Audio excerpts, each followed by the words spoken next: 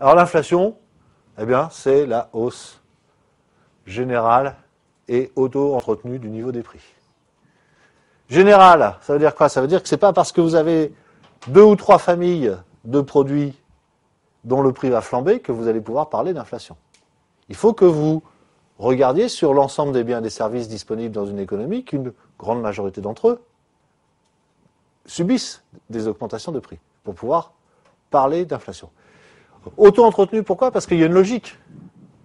Les prix des produits et des demi-produits, si vous voulez, s'associent.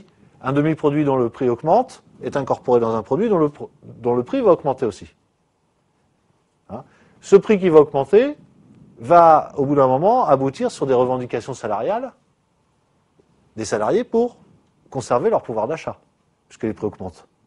Donc les salaires vont augmenter, ça va faire augmenter les coûts des entreprises, et donc, à nouveau, les prix. Hein? Donc on est plutôt dans une mécanique avec l'inflation, c'est d'ailleurs tout le problème, de bouclage, en fait, hein, et donc l'inflation appelle l'inflation.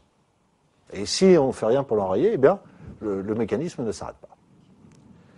Donc, définition extrêmement simple. On peut dire aussi, ce sont deux équivalents, que l'augmentation générale du niveau des prix dans un pays, eh bien, correspond à la baisse de la valeur interne de sa monnaie. Je peux dire que le prix des produits en moyenne a augmenté de 10%, ou je peux dire que la valeur de ma monnaie a baissé de 10%. Je dis la même chose. Hein, ce sont deux transcriptions différentes du même phénomène.